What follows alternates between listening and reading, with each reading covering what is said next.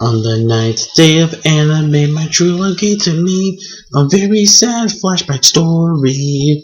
And that's not really intentional, but this is actually a really sad moment. What is up, guys? It's me, StarNinja89, here to give you day 9 of the 12 days of anime. We're at day 9, we're getting very close, only 3 more days left. And that was pretty funny. I got a lot of views on my day 8 when it comes to that random moment of J-Star's Victory Plus coming to the US. You know me, man. I'm fucking stoked as shit for that motherfucking game. I'm fucking stoked as shit. I'm very hyped. Definitely cannot wait till summer. And again, why summer? Why could it be like fucking March? Like, give it like a year anniversary that Japan actually got it like last year. That would have been so much better. But fucking summer? That's gonna be tough because even Pirate Warriors 3 is coming out in summer.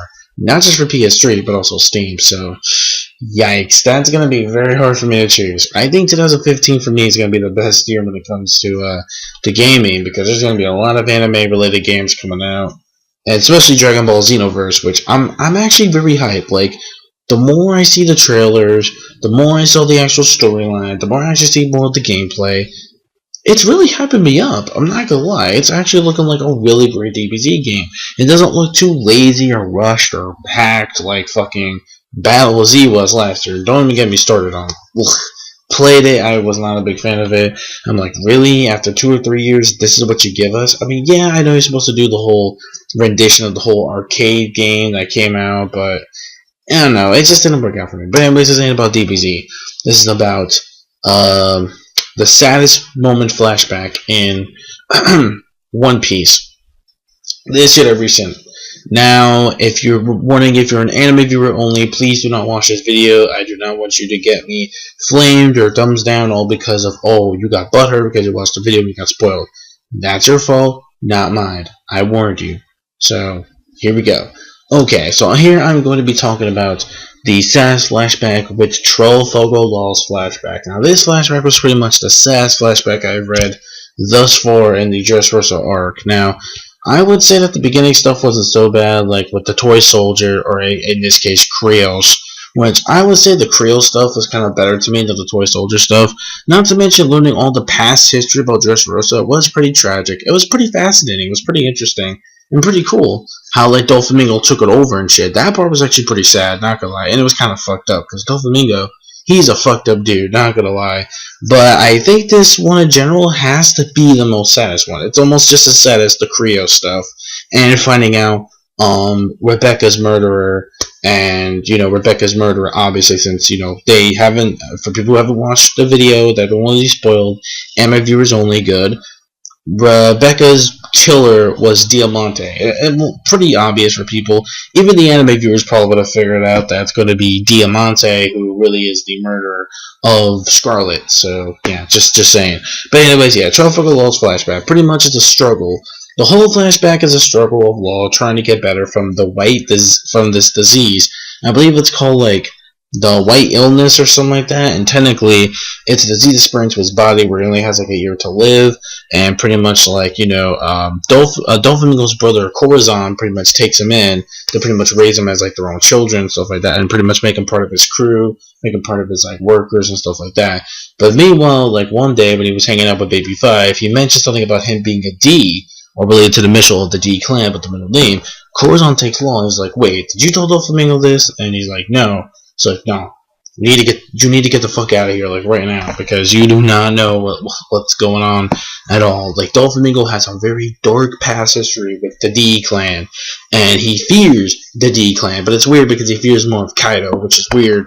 But I'm just saying as well. So pretty much they have this very special ability about like this hidden potential, this hidden power of the clan. That's all we know so far. But the D's, so far all we know is that they're actually part of a clan. But besides that, though, the struggle between him and Corazon trying to get the actual cure for his disease, many people know it, but it's pretty sad that most doctors turn him down because he's a freak, he's a monster, he thinks his disease is going to spread, everyone's going to die, oh, get away from him, he's a freak, he's got disease.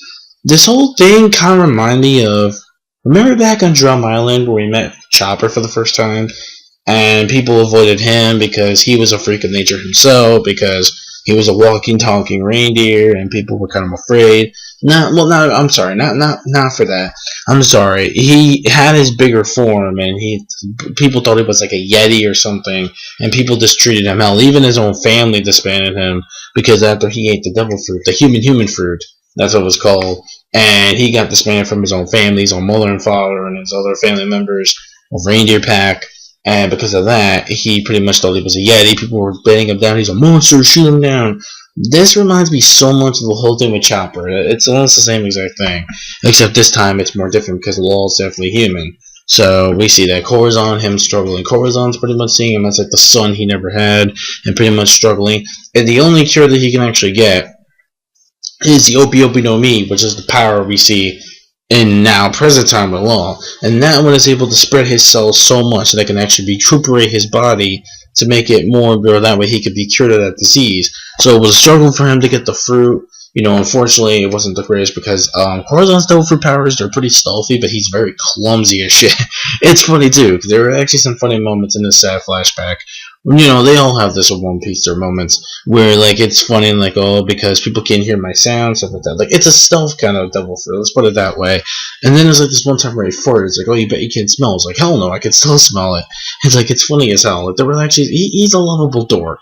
He really is. Especially the way he was being feeling the smile, like, I love you, Law, or something like that. It was heartwarming, but it was fucking silly. Like, I almost fucking died of laughter. Like, dude, you're a fucking clown. But it's funny, though. It was really funny, I'm not gonna lie.